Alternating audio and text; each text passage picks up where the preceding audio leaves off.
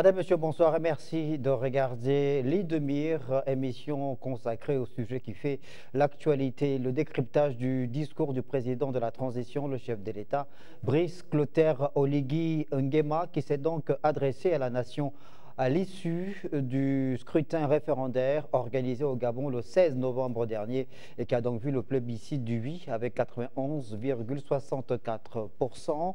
Une constitution adoptée donc par le peuple gabonais qui s'est prononcé en toute responsabilité pour faire corps avec la loi fondamentale. Le caractère inclusif justement de l'écriture de cette loi fondamentale a été relevé une fois de plus par le chef de l'État, Brice Clotaire Oligui Nguema, le numéro 1 gabonais, qui est également revenu sur le fait que cette nouvelle constitution représente une forme de pacte social, non sans mettre l'accent sur la gouvernance prochaine qui doit désormais sous-tendre l'action des plus hautes autorités à la tête du Gabon pour l'amélioration des conditions d'existence des populations gabonaises. On va donc, pendant 52 minutes, revenir sur les points saillants de cette allocution de Brice Clotaire Oligui Nguema avec mes 4 invités. J'ai le plaisir de recevoir sur le plateau de l'Île-de-Mire Jonathan Tutumgom, universitaire, spécialiste des questions de géopolitique et de géostratégie, qui était également dans un collectif qui faisait la promotion du oui durant la campagne référendaire. Monsieur Tutumgom, bonsoir. Bonsoir, monsieur. Je reçois aussi Pascal Koulou, acteur politique, membre de la plateforme Appel d'Angodje, qui a également fait la promotion de oui. Pascal Koulou, bonsoir. Bonsoir, monsieur. Il y a également sur le plateau Rufin Tutumba, en sa qualité d'homme politique, secrétaire général de l'Union pour la Nouvelle République, l'UPNR. Monsieur Rufin Tutumba, bonsoir. Bonsoir. Jean-Christian Kombila, journaliste principal, analyste politique.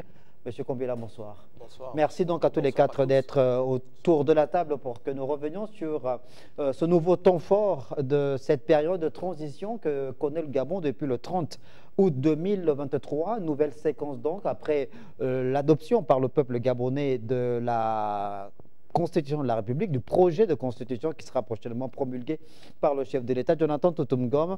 Quelle est votre appréciation de ce discours de Brice Clotaire Oligui Nguema? Comment vous l'avez trouvé? Comment vous analysez le contenu de ce propos du chef de l'État?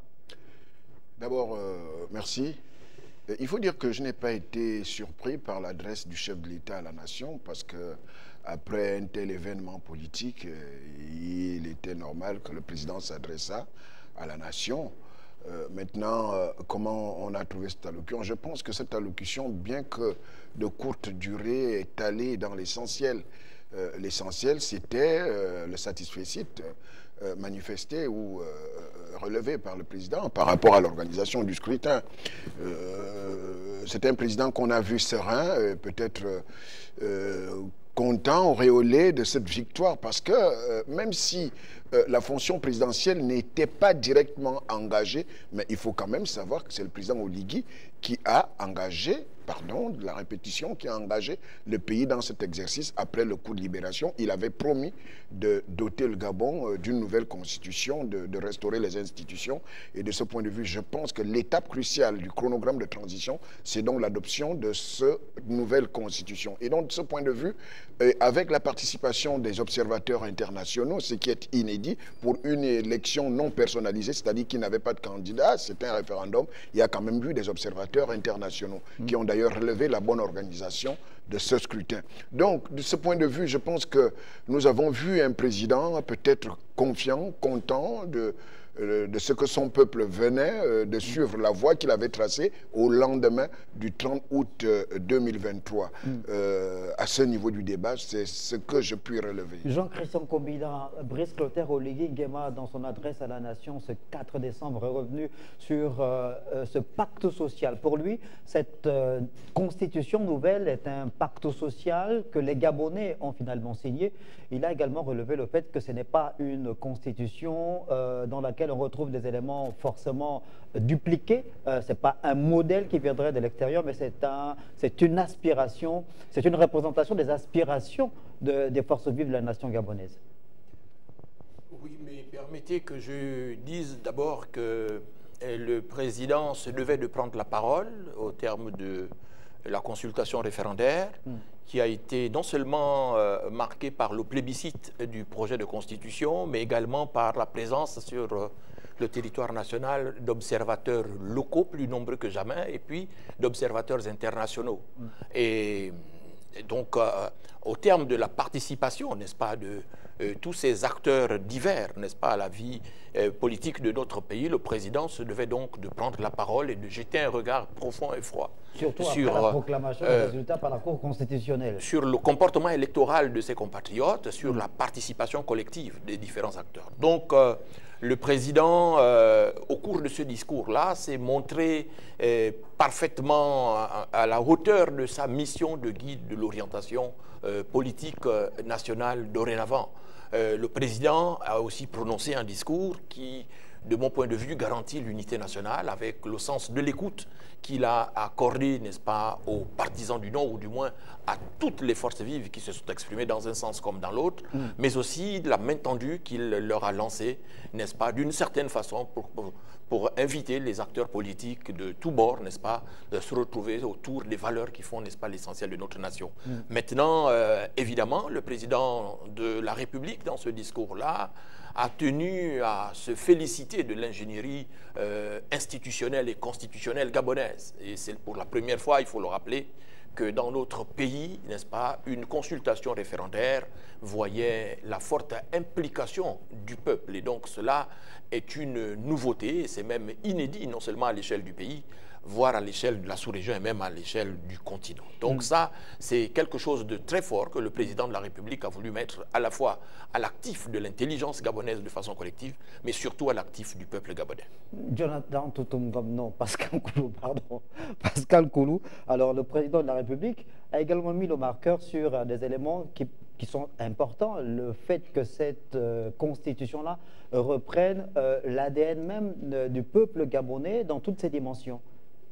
Oui, le président a tenu à mettre un accent particulier sur le fait qu'en amont, au milieu, en avant, une volonté permanente d'associer, de garder à l'esprit les volontés populaires. Donc, c'est un acte à la fois révolutionnaire sur le principe, parce que, vous savez, s'ouvrir de façon aussi large pouvait comporter des risques de dérapage, pouvait comporter des risques de la difficulté à maîtriser les différentes aspirations.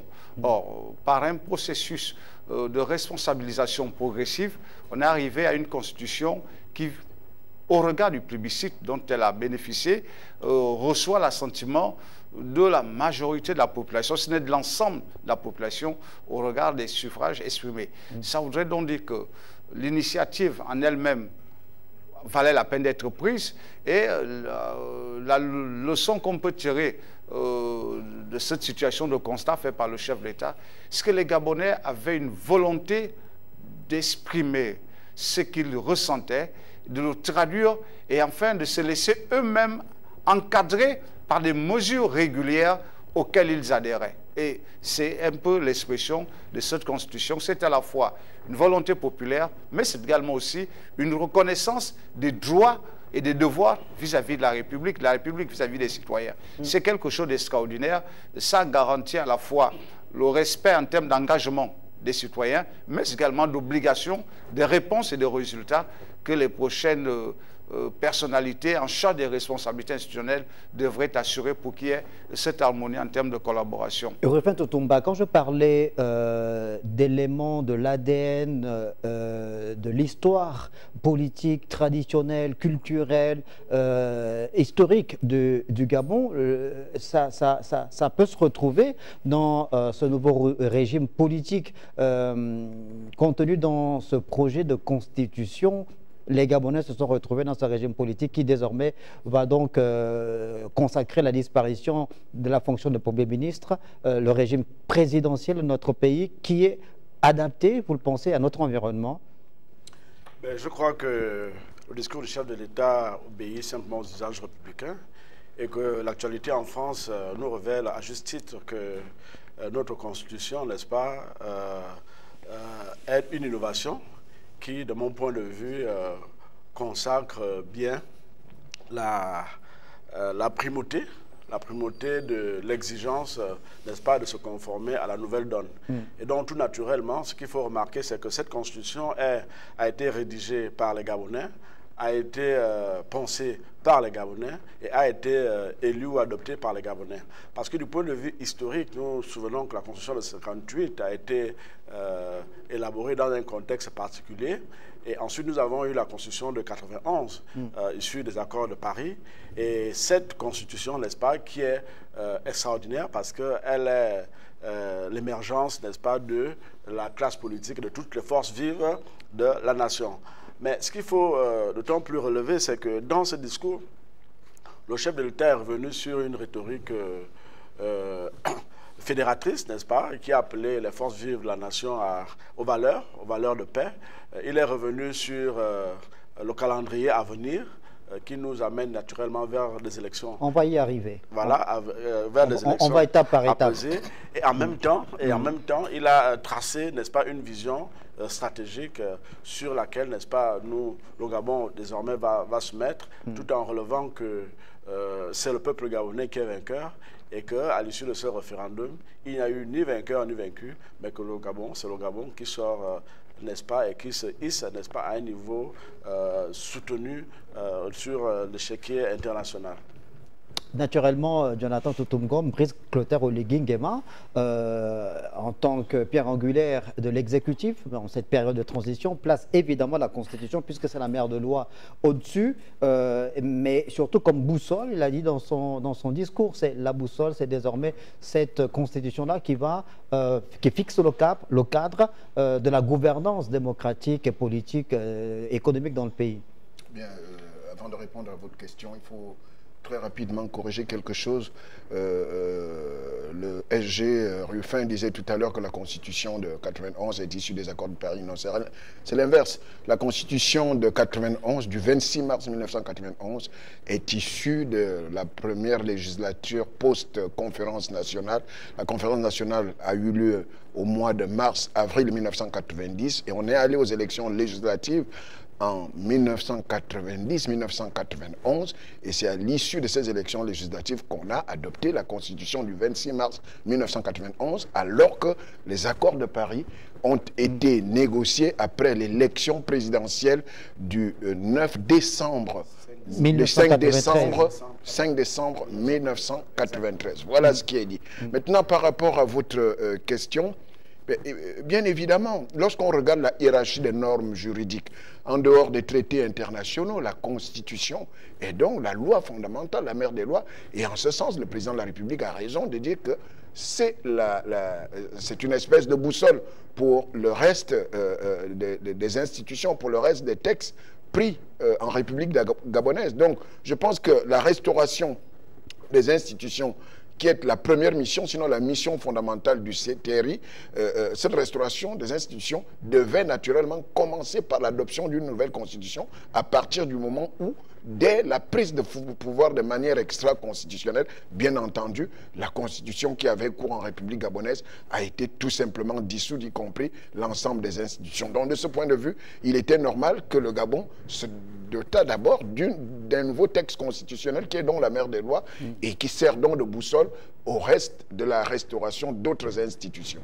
Jean-Christophe Kobila, lorsque le président de la République dit dans son discours que cette constitution est notre boussole, elle représente pour les générations futures une nouvelle perspective d'espérance et elle emmène à prendre en toute souveraineté les exigences d'une nation qui souhaite avoir la maîtrise de son destin. Comment vous l'interprétez ? Déjà, le président de la République, dans ses différents déplacements à travers le territoire national, à l'approche de la consultation référendaire, a bien expliqué aux populations, et je me souviens particulièrement du discours fort qu'il a prononcé à Gamba, à la place de l'indépendance, dans lequel le président expliquait aux populations marigovéennes et à l'ensemble de la nation gabonaise que la restauration des institutions passait par l'adoption d'une nouvelle constitution.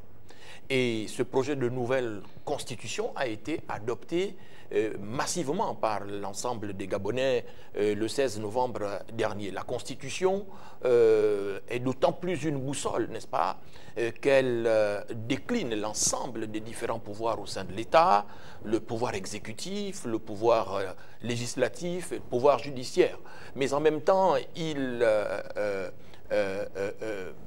exprime, n'est-ce pas, la forte expression, n'est-ce pas, des différentes institutions contenues, n'est-ce pas, au sein de l'État et précise, n'est-ce pas, la nature de la collaboration de ces institutions-là, ainsi que les conditions à remplir pour y accéder.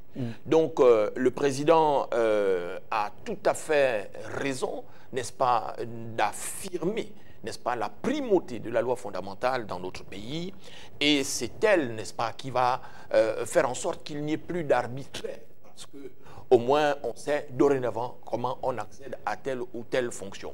Le suffrage universel est clairement affirmé comme la source de la légitimité. Et donc, ce suffrage universel étant la source de la légitimité, ce sont les Gabonais eux-mêmes qui vont choisir librement leurs dirigeants. Et ça traduit, n'est-ce pas, la volonté, n'est-ce pas, de faire entrer notre pays, n'est-ce pas, dans la modernité institutionnelle, n'est-ce pas, au rang des nations civilisées au sein de notre sous-région et à l'échelle du continent. Pascal Nkoulou, ces dernières années, évidemment, on a fait le constat que la loi fondamentale a été à plusieurs reprises modifiée. Il y a eu des débats âpres sur ces modifications de la Constitution de la République. Pour l'opposition, c'était une Constitution qui avait été dépouillée de son essence depuis 1991, qui avait été taillée sur mesure pour servir ce qui était au pouvoir. Là, le chef de l'État, dans son discours de ce 4 décembre, dit que cette nouvelle Constitution pose les fondements d'un État plus juste, plus équitable, où les droits de chacun sont garantis et où les institutions sont au service du peuple. Oui, c'est sûrement le nouveau paradigme imposé par Louis Nguema, c'est-à-dire avoir une république au service des citoyens. C'est le processus auquel les Gabonais souhaitaient souscrire depuis de longue date. C'est ce qui exprime toutes les réserves exprimées dans le discours politique, c'est ce qui exprime le vote massif en faveur des candidats, même lorsque ces derniers n'avaient pas le profil requis. Il y avait une nature de rejet de l'offre politique sur une très longue période, et l'intervention des militaires est justement la base de ce constat, c'est-à-dire la rupture entre l'État et le citoyen, entre les gouvernants et les populations. Grâce à cette armature institutionnelle, le président fait bien de rappeler que dorénavant, nous sommes dans un environnement de droit.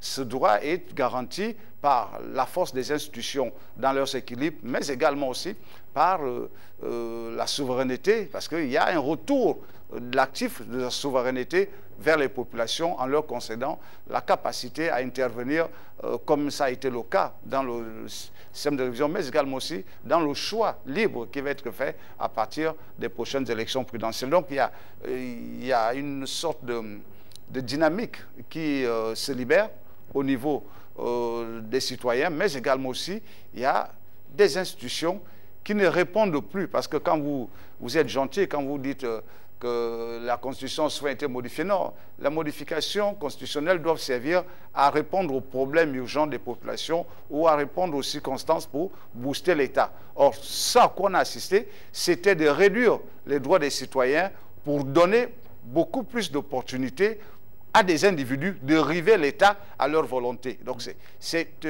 cela, ce constat qui était dommageable pour l'État, pour les citoyens. Et aujourd'hui, avec la nouvelle Constitution, on voit bien qu'il y a un équilibre parfait et qu'à la base, il y a toujours la capacité des citoyens à imposer leur volonté. Jonathan Toutoum, ça veut dire que cette nouvelle Constitution, entre le président de la République, évidemment, et on a eu le temps de pouvoir lire les dispositions de cette loi fondamentale, cette nouvelle Constitution replace l'état de droit au centre du jeu? Non, vous savez que les institutions ne valent ceux qui les dirigent. Je pense que nous ne devons pas aller dans un optimisme béat en pensant que la seule adoption de la nouvelle Constitution est de nature à placer le Gabon vers le meilleur des mondes possible. Je me dis, cette Constitution qui sera promulguée et qui devra être appliquée, sera appliquée en fonction de la volonté de ceux qui ont les manettes et les leviers de l'État. Je pense que nous l'avions dit, certains ont pensé que la Constitution du 26 mars 1991 avait été le meilleur texte adopté jusque-là, mais on a vu ce qui en est sorti, parce que c'est avec cette Constitution qu'il y a quand même eu des problèmes lors de l'organisation des élections présidentielle en 1993, alors qu'on pensait que c'était une des meilleures constitutions possibles. Donc de ce point de vue, je ne peux pas moi me lancer dans un optimisme béat en disant que l'adoption de cette nouvelle, l'adoption de cette, oui, non, il y a certaines dispositions qui ont bénéficié des intangibilités, mais il n'en demeure pas moins qu'il y a aussi d'autres dispositions qui demain, par exemple, après le départ du président Oligui du pouvoir, je ne sais pas en quelle année, il n'est pas garanti que ceux qui arrivent pourraient respecter, par exemple, certaines dispositions qui n'ont pas bénéficié de cette intangibilité. Ce que j'ai envie de dire à la fin des comptes, c'est qu'un texte est un texte, mais qui mérite, dont l'application mérite la volonté de ceux qui ont les manettes du pouvoir. Donc, de ce point de vue, je pense que nous l'avons vu, les textes sont ce qu'ils sont, l'application est ce qu'elle est, mais félicitons-nous du fait que les Gabonais aient approuvé dans une large majorité cette nouvelle constitution. Mais maintenant, il faut aussi s'entourer des garanties pour que la volonté politique soit de mise dans l'application de cette nouvelle constitution. Ça veut dire qu'il faut véritablement, comme l'a rappelé le président de la République dans son adresse à la nation, véritablement procéder à une véritable rupture avec les pratiques anciennes. Une rupture, je ne peux pas dire une rupture. Pour faire corps avec l'esprit même de cette nouvelle constitution. Écoutez, la différence entre cette constitution et l'ancienne est que cette constitution s'est ouverte aux forces vives de la nation et qu'elle a une connotation plus citoyenne, alors que l'ancienne constitution avait une vocation un peu plus politique. C'est pour cette raison qu'il a, dans son discours, parlé de pluralisme politique qui a été adopté et que même dans le préambule, on a consacré un certain nombre de droits. Mais ce qu'il faut retenir, c'est que tout naturellement, comme disait le docteur tout à l'heure, que l'application d'un texte n'est effective que si les hommes sont de nature vertueuse. C'est pour cette raison que nous attendons la suite, déjà avec le code électoral qui va arriver, et puis avec les lois organiques qui seront prises dans la mise en œuvre de la restauration des institutions. Parce qu'il ne s'agit pas seulement d'avoir une constitution, mais il s'agit aussi d'avoir des lois, n'est-ce pas, qui répondent, n'est-ce pas, à la normalité constitutionnelle et qui est en dessous des mécanismes de contre-pouvoir qui permettent, n'est-ce pas, aux droits et aux citoyens de se retrouver dans un environnement sécurisé. Jean-Christophe Kombila, la loi fondamentale, nouvelle constitution de la République, on l'a dit, elle régule l'organisation politique, garantit la gouvernance de l'État, mais ce n'est pas une panacée. Non, déjà il faut dire que les appréhensions, si je peux les qualifier comme ça, exprimées par mes co-débatteurs, sont légitimes. Mais il faut aussi se garder en effet de tout optimisme béat, n'est-ce pas? Mais sans pour autant perdre de vue, n'est-ce pas, la nouvelle dynamique, n'est-ce pas, progressiste et qui a été lancée par la perspective d'adoption du projet de constitution. Le président de la République, dans son discours à la nation hier, n'est-ce pas, a relevé à juste titre que ce texte constitutionnel qui a été adopté, n'est-ce pas, par l'ensemble du peuple gabonais, traduit une volonté collective des Gabonais, n'est-ce pas, de rompre à la fois avec le passé et de se doter d'institutions fortes, d'institutions légitimes dans lesquelles les Gabonais se reconnaissent. Dans le processus de rédaction de cette constitution, celle-ci tranche radicalement avec les pratiques du passé. Et en cela, il s'agit d'une rupture, mais non pas d'une rupture radicale et destructive, mais c'est une rupture, n'est-ce pas, qui traduit ce qu'on pourrait appeler le saut kantien, c'est-à-dire cette volonté, n'est-ce pas, de se projeter dans l'avenir.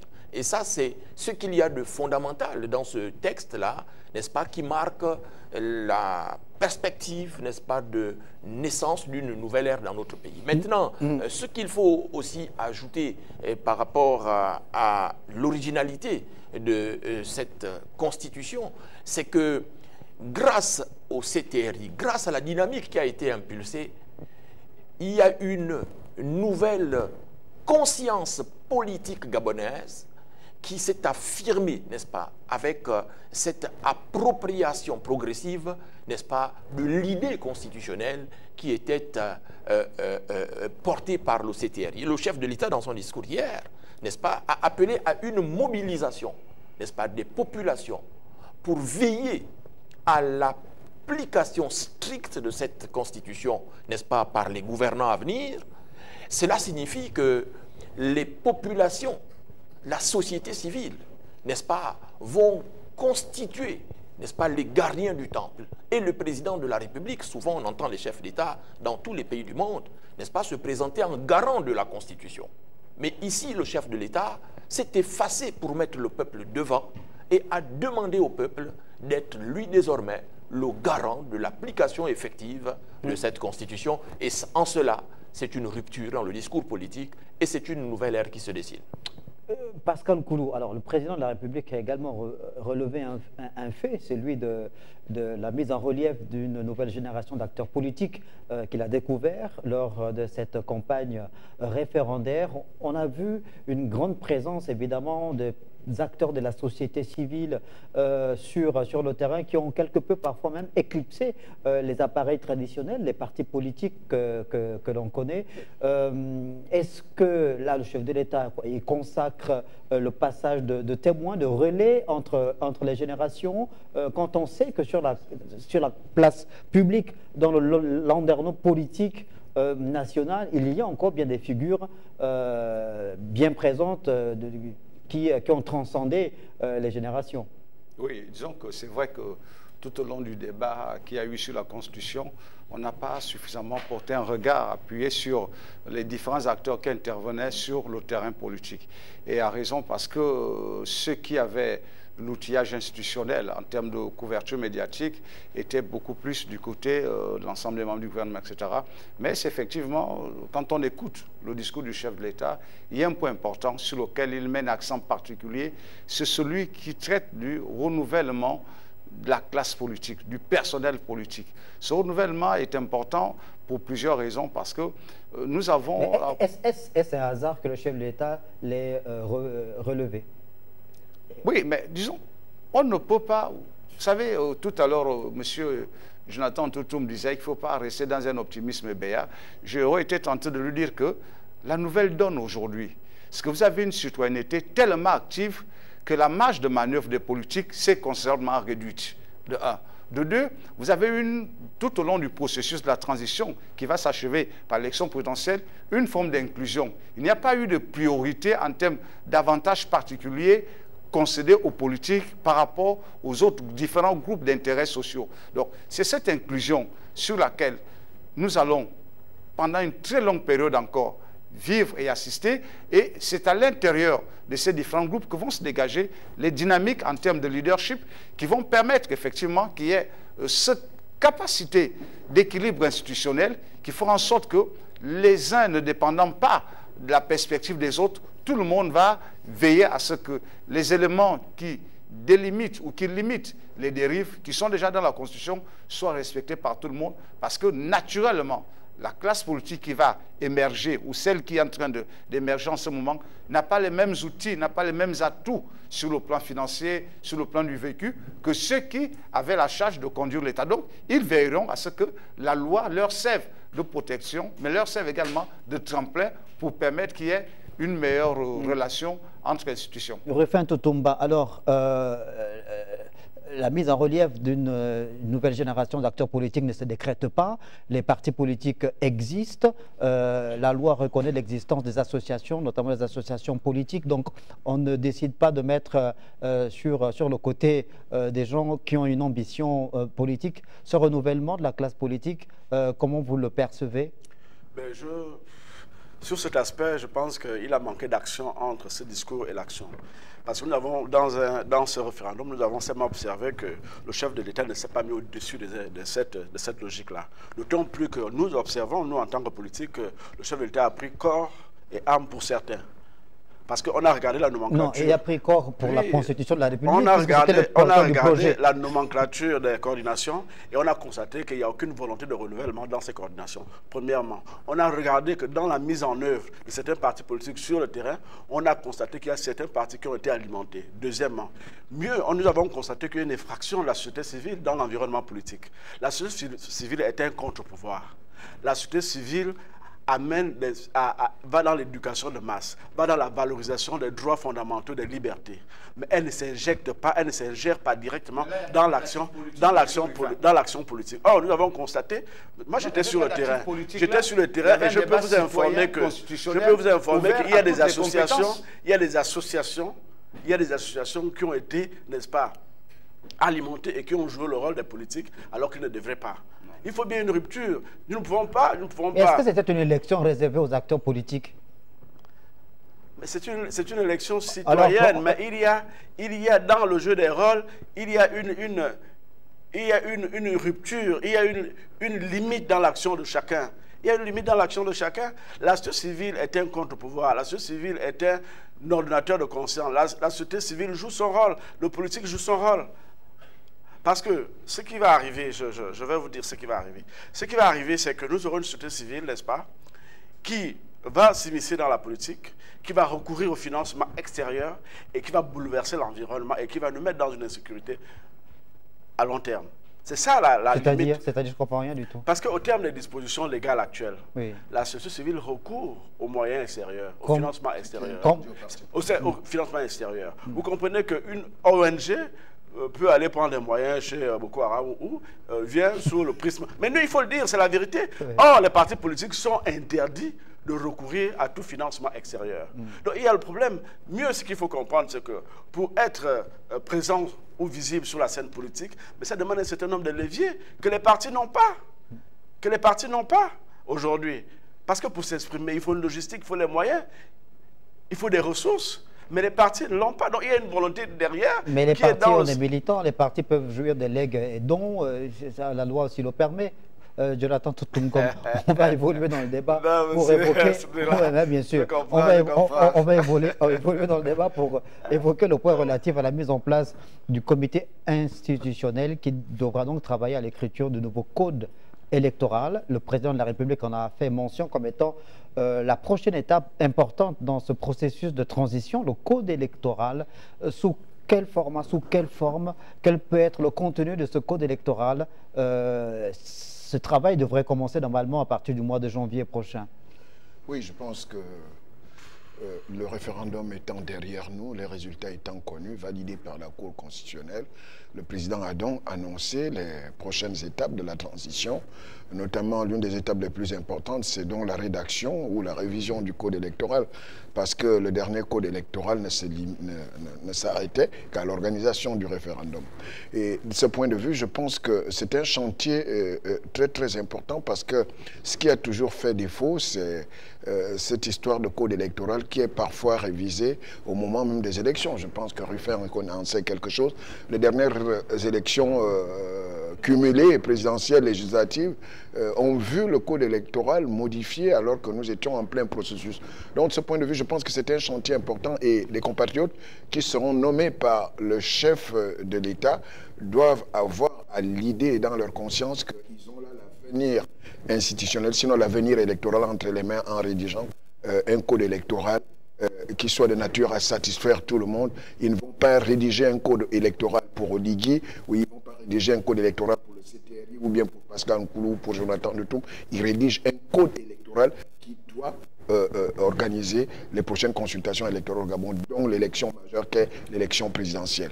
Donc, de ce point de vue, je pense que ce code électoral, après sa rédaction et sa promulgation, son adoption et sa promulgation, devra faire place à un autre chantier annoncé par le chef de l'État, c'est la révision du fichier électoral. Parce que, entre autres, même si nous avions eu un taux de participation qui est allé au-delà des 54%, il faut quand même reconnaître que si on a été sur le terrain, on a parfois vu dans certains bureaux un manque d'engouement des électeurs. Mais quelle est la principale raison? Pour moi, entre autres, la principale raison, c'est que lors de l'élection présidentielle de 2023, enfin les élections cumulées de 2023, il y a eu des acteurs politiques qui ont inscrit des centaines ou des milliers d'électeurs dans leurs circonscriptions électorales respectives. Résultat des courses au référendum, ces gens n'étant pas candidats n'avaient plus d'intérêt à transporter ces électeurs. Pour un village qui avait, je dis quelque chose comme ça, mon village à Essonville, à 16 km de Minzik, en allant vers le district de Sam, la population normale du village, c'est environ 300 habitants. Mais la population électorale s'est retrouvée à 1500 personnes. En 2023. En 2023. Et du coup, en 2024, lors du référendum, ces électeurs inscrits dans les différents bureaux de vote, pour plus de 1000 personnes, ne se sont pas déplacés. Ça a créé donc ce qu'on a pu observer comme taux d'abstention. Donc, de ce point de vue, je pense que nous sommes en plein recensement général de la population et de l'habitat. Et de ce recensement devrait donc sortir un fichier électoral fiable. C'est-à-dire il faut la remise à plat du fichier actuel qu'on peut identifier comme étant le fichier de certains acteurs politiques bien connus. Et donc, il faut élaborer un nouveau fichier électoral où les électeurs s'inscrivent véritablement là où ils ont des intérêts. Et à partir de là, nous devons, peut-être le chef de l'État ne l'a pas annoncé, nous devons avoir un nouveau découpage administratif et un nouveau découpage électoral pour avoir des élections législatives qui soient tout à fait représentatives, les élections locales et législatives. Parce que ça ne sert à rien d'avoir une localité qui a la forme d'une bourgade, d'un village, mais qui est érigée en département. Et du coup, ça fausse des résultats au niveau des législatives. Il y a des provinces ou des départements qui ont plus d'élus que, par exemple, Bolossoville, que par exemple Awa, qui sont carrément des plus grands villages du Gabon. Cela ne s'explique pas qu'un député soit élu avec 250 électeurs et que l'autre est élu dans le canton, le cas de mon frère David Elamine Sakeus Koumboua, avec plus de 5000 électeurs, et que les deux bénéficient de la même légitimité à l'Assemblée nationale. L'un est élu avec 250 électeurs ou 150 électeurs et l'autre est élu avec 5000 électeurs. Ça ne s'explique pas. Il faut, en plus du code électoral à réviser, il faut un nouveau découpage électoral, un découpage administratif. Jean-Christian Combina, la Constitution de la République, évidemment, ça a été l'un des chantiers les plus importants initiés par le Comité pour la transition et la restauration des institutions. On sait que l'arrivée, évidemment, à la tête du Gabon du CTRI est consécutive à l'organisation des élections générales, jugées tronquées par les forces de défense et de sécurité. Donc la question de l'organisation des élections, le code électoral, le fichier électoral, tous ces éléments-là sont des éléments très importants. Ce sont des éléments très importants. C'est un chantier majeur. Dans son discours hier, le président de la République s'est employé avant tout, n'est-ce pas, à féliciter le ministère de l'Intérieur pour l'organisation réussie de cette élection. Le chef de l'État aussi a encouragé, n'est-ce pas, les compatriotes qui sont les fonctionnaires de l'État et qui travaillent au sein de ce département ministériel. C'est souvent important pour un fonctionnaire, un agent en exercice, n'est-ce pas, de recevoir les félicitations de la plus haute autorité de l'État. Ça pousse justement à l'émulation. Et cela dit, maintenant, il y a l'avenir. Le président de la République a décliné, n'est-ce pas, les prochaines étapes du processus de transition, dont la rédaction du code électoral et la révision du fichier électoral.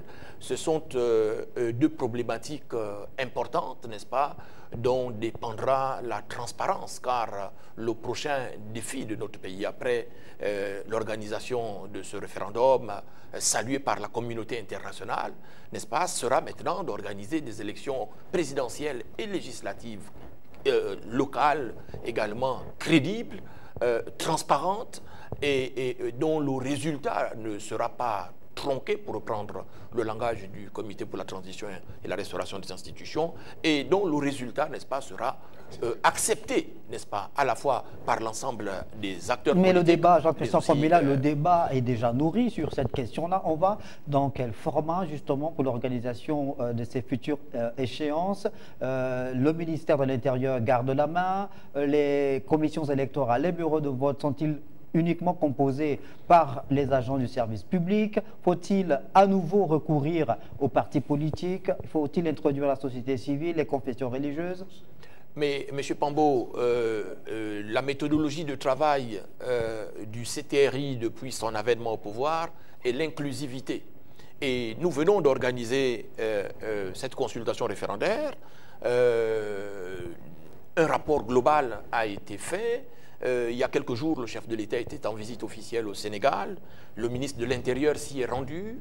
Il a pondu un communiqué dans lequel il a notamment dit qu'il est allé au Sénégal pour se nourrir, n'est-ce pas, de l'expertise sénégalaise en matière d'organisation des élections générales, et qu'il y avait un souci réel, une volonté affirmée, n'est-ce pas, du ministère de l'Intérieur, n'est-ce pas, d'apprendre, n'est-ce pas, du modèle sénégalais, n'est-ce pas, de gestion des élections.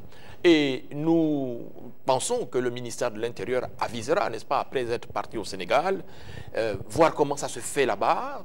Qu'est-ce qui a fait en sorte que le Sénégal soit cité en modèle, n'est-ce pas, de la démocratie africaine? Et nous pensons que le président, le ministère de l'Intérieur, nous dira si l'exclusivité d'organiser les consultations politiques qui lui a été donnée, n'est-ce pas, au terme du dialogue national inclusif, va l'emmener, n'est-ce pas, à mettre un peu d'eau dans son vin pour pouvoir introduire de nouveaux acteurs, notamment les partis politiques, la société civile et même les observateurs locaux et l'ensemble des forces vives. Pascal Oukoulou, quels sont les éléments prioritaires dans ce processus de réécriture de ce nouveau code électoral? Oui, je voulais commencer par dire que les Sénégalais n'ont fait de voyage nulle part. Il faut avoir un nouveau rapport citoyen. Il faut avoir une conscience d'un rapport responsable à la loi.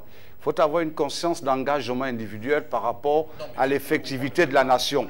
C'est ça qui forme. Non, pas savoir non, si le Sénégal n'a pas appris de l'expérience des autres. Écoutez, non, quand je le dis, c'est-à-dire, il faut que nous apprenions à être responsables.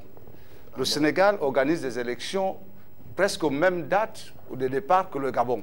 Nous avons un problème, ce qu'on a formaté nos institutions à la volonté de quelques hommes. Ça nous a conduit à des dérives énormes. Le Sénégal a eu une expérience depuis 1973. Attendez, vous dites que le Sénégal organise les... Non, corrigeons quelque chose pour nos téléspectateurs. Il faut que nous menions un débat scientifique. Le Sénégal organise des élections depuis 1973. Le multipartisme sénégalais date depuis le président Senghor en 1973. Donc de ce point de vue, le Sénégal a une longueur d'avance sur le Gabon en matière d'organisation des élections. Donc vous ne pouvez pas comparer le Sénégal de 1973 au Gabon qui commence à organiser des élections multipartistes à partir de 1990. C'est juste ce bémol que je voulais apporter à votre raisonnement. Lorsque le président Léopold Sédar Senghor est candidat à l'élection présidentielle, nous sommes presque dans le même contexte qu'au Gabon. Non. L'évolution... En 1973, le Gabon est en plein parti. C'est pas l'objet du débat. Non, il faut apporter les éléments scientifiques à vos téléspectateurs. Le Sénégal en 1973, le Gabon est dans le parti unique. Le Gabon est encore monopartiste. Le Gabon sort du multipartisme à partir de l'élection de 1973 d'Omar Bongo. Nous étions d'abord dans un régime, c'est la prise de pouvoir en 67. Monsieur Toutoum, apprenez l'histoire de votre pays, ça va nous éviter des dérapages. C'est là où il y a l'instauration, il n'y a plus jamais eu d'élection multipartite. On a compris.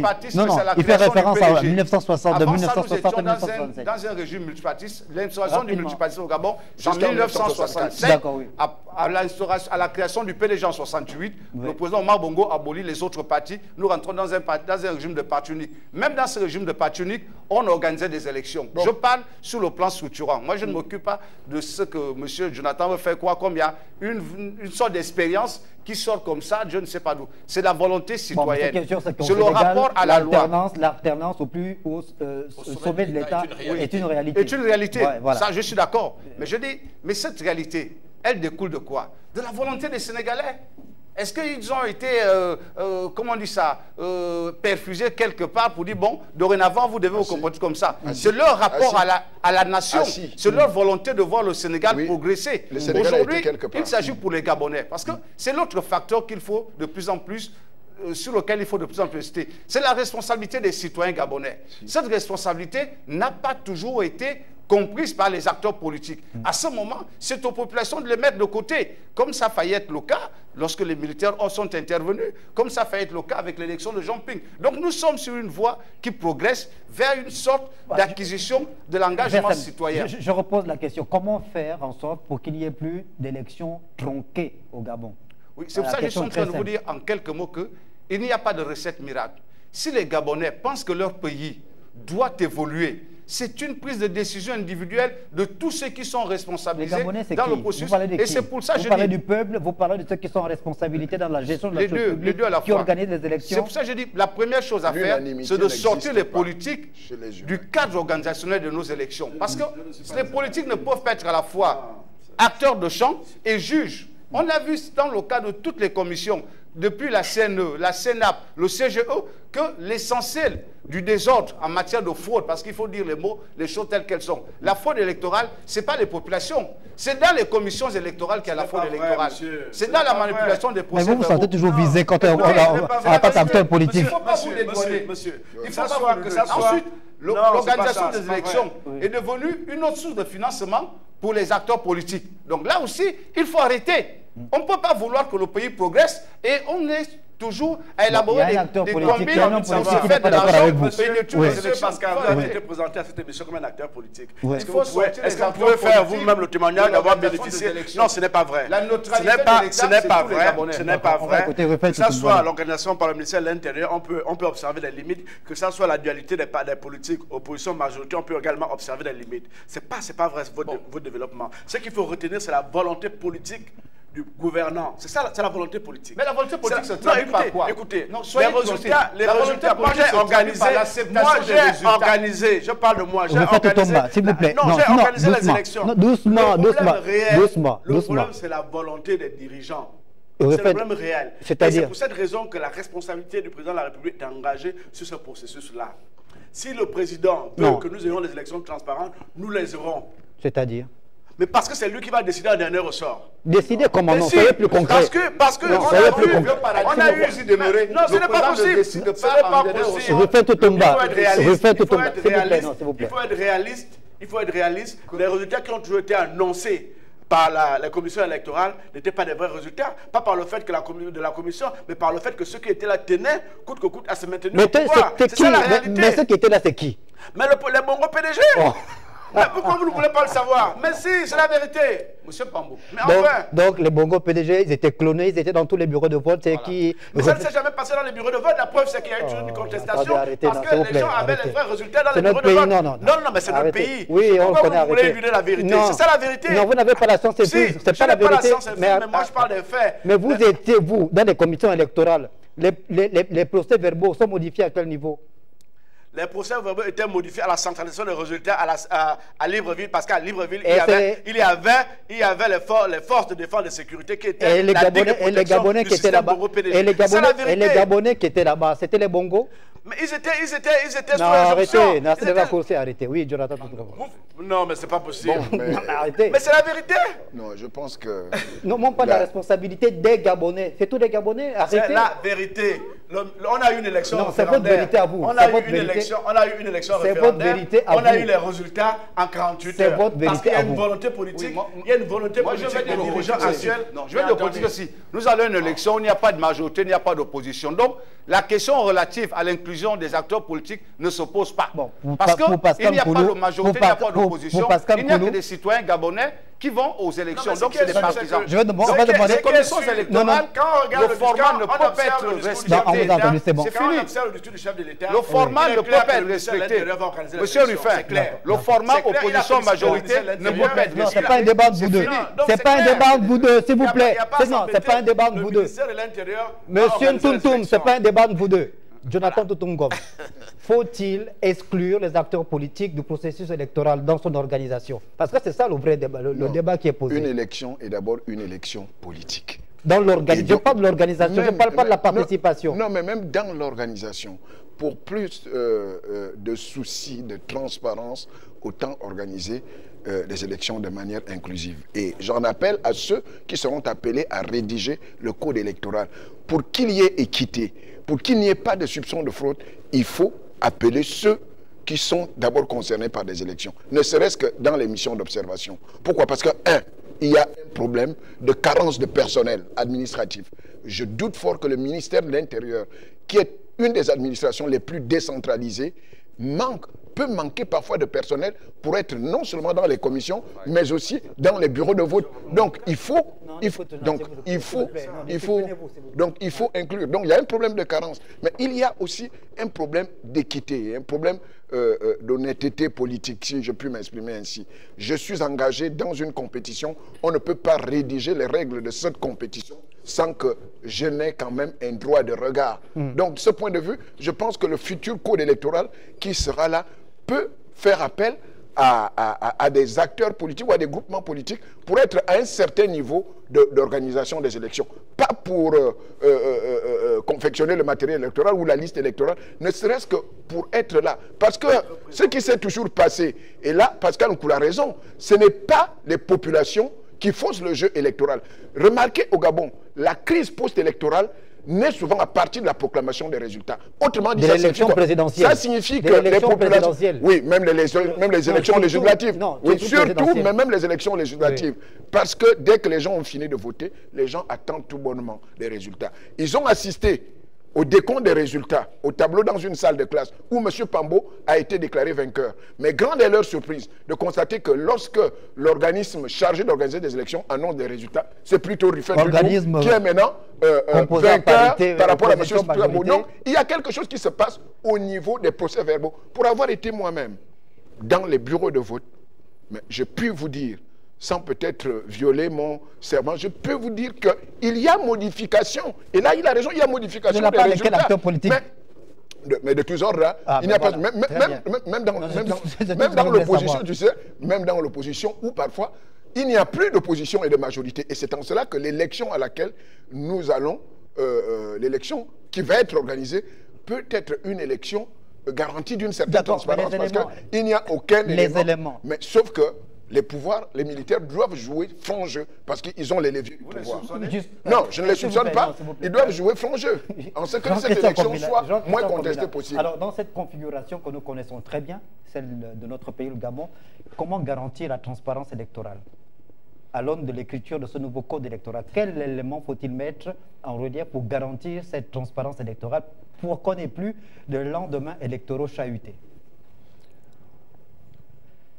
Le choix des compatriotes qui seront désignés au sein du comité institutionnel prochainement mis en place sera déterminant. Il y a dans notre pays des compétences diverses et variées capables de répondre aux attentes de la nation de ce point de vue-là. Il y a la volonté politique qui est clairement affichée. Moi, contrairement à certains, moi je suis optimiste.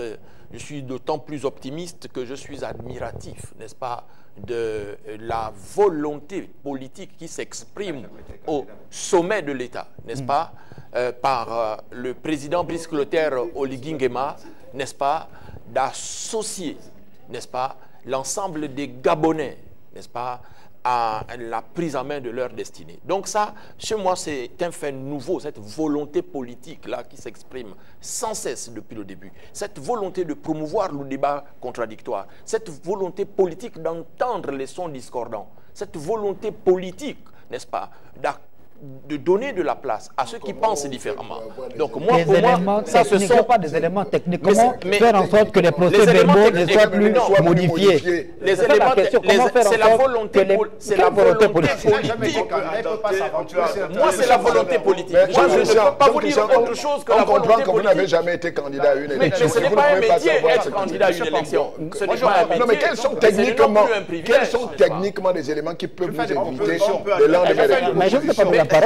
Les éléments techniques, sauf si vous dites que vous les avez, mais moi, le premier élément, n'est-ce pas, dont je dispose, c'est la volonté politique. C'est la volonté politique. L'expérience que nous avons de nos élections nous renseigne sur l'essentiel. L'essentiel, c'est le procès verbal. Or, ce procès verbal, la loi permet à chaque candidat de l'avoir par son représentant.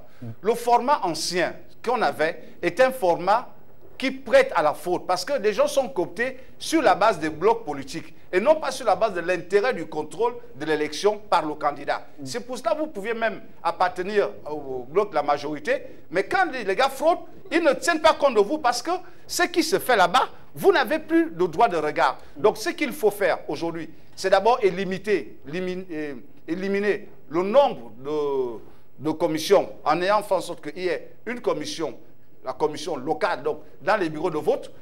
Veillez, si vous voulez être candidat à une élection, il faut vous assurer que vous avez la capacité de mettre dans chaque bureau de vote un de vos représentants. Et ensuite, vous désignez un représentant qui va aller à la commission provinciale confronter la conformité des procès-verbaux. Il n'y a pas 36 autres moyens. Vouloir mettre des gens avec lesquels vous n'avez aucun rapport comme relais de votre élection, c'est s'ouvrir aux discussions. C'est tout ce qu'il faut faire. Donc, je vais terminer en disant qu'il faut permettre que chaque candidat, l'élection est une élection de candidat, ce n'est pas une élection de parti politique. C'est pour ça que les indépendants concourent. Donc, c'est une élection de candidat. Le format pour protéger l'élection, c'est le candidat et ses représentants. S'il se fait doubler par ses représentants, c'est son problème. Voilà. C'était votre conclusion. De façon technique, la première chose, c'est qu'il faut des commissions qui soient permanentes, localement. Premièrement, techniquement. Pourquoi on va payer des gens plus On a les administrations déconcentrées, on a l'expérience de cette élection avec le ministre de l'Intérieur qui a réussi son challenge. Donc on peut spécialiser des ressources dans les préfectures et les gouvernorats pour cette question-là, permanente. Pourquoi? Pour que nous ayons à terme un fichier numérique avec une base de données d'identification des signatures des scrutateurs. Parce que le procès peut être modifié, mais si on a une base de données d'identification des signatures, ça peut permettre de sécuriser le vote. Donc on aura un procès verbal à la fois physique, mais également numérique. Deuxièmement, il faut qu'on arrive à la technologie proposée par notre jeune femme au bout, le procès-verbaux électronique vidéo, qui vont permettre, parce que les présidents sont assermentés. Ça veut dire quoi? Ça veut dire que dès qu'on a fini de délibérer, la vidéo, elle est tout de suite transmise. Oui, les présidents de commission. Les présidents de commission sont assermentés. Donc, ça veut dire que dès qu'on a fini de délibérer, n'est-ce pas, tout de suite, cette vidéo est retransmise à la base parce qu'elle est fichée et elle est sécurisée. Même ici, ça peut se faire. Au Sénégal, ça se fait. Donc, ça peut se faire. Donc, techniquement, voilà quelques aspects qui peuvent être adoptés pour sécuriser le vote. Donc, je pense que ça soit le ministère de l'Intérieur qui va organiser les élections, moi, je suis sûr à 100% sur cela, que ça soit les commissions électorales, mais comme disait mon frère, c'est la volonté politique au sommet. Si la volonté politique nous amène vers l'alternance, vers les élections sincères, nous les aurons. Merci beaucoup. Jonathan Toutoumgom, votre conclusion? Non, ma conclusion est tout simplement celle de considérer que le ministère de l'Intérieur, le ministre de l'Intérieur a eu raison d'aller s'inspirer de l'exemple du Sénégal, si tant est que le Sénégal est cité en exemple d'organisation des élections, notamment l'élection présidentielle. Il faut donc que nous ayons des moyens qui garantissent la transparence électorale pour que la prochaine élection présidentielle soit pour une fois une élection moins contestée, mais dont les résultats sont acceptés par tous, pour que nous connaissions pour la première fois l'alternance politique au sommet de l'État par voie électorale. 30 secondes pour conclure. Jean-Christian Combien. Mais puisque nous sommes sur cette question-là, cela m'amène à dire rapidement un mot sur le renouvellement des élites, n'est-ce pas, qui est contenu comme espérance dans le discours à la nation prononcé hier par le président de la République. Mais à côté de ce renouvellement des élites, nous plaidons ici fortement et énergiquement pour le renouvellement des pratiques politiques au sein, n'est-ce pas, des différentes institutions de l'État, pour que nous n'ayons plus à vivre des scènes aussi inadmissibles que celles que moi j'ai vécues le 16 novembre dernier sur Gabon Première, où j'ai été proprement expulsé du plateau par la seule volonté des autorités de la haute autorité de la communication. Inscrivez-vous dans une nouvelle perspective, Jean-Christian Combila. Merci beaucoup pour votre conclusion. Merci également à vous, Pascal Nkoulou. Merci, Rufin Totomba et Jonathan Toutoumgom. Merci à tous les quatre d'être passés autour de la table pour que nous puissions décrypter ce discours prononcé par Brice Clotaire Oligui Nguema, le président de la transition, président de la République, chef de l'État, à l'issue du référendum du 16 novembre dernier. Merci de nous avoir regardés. Bonne suite des programmes sur Télé Africa.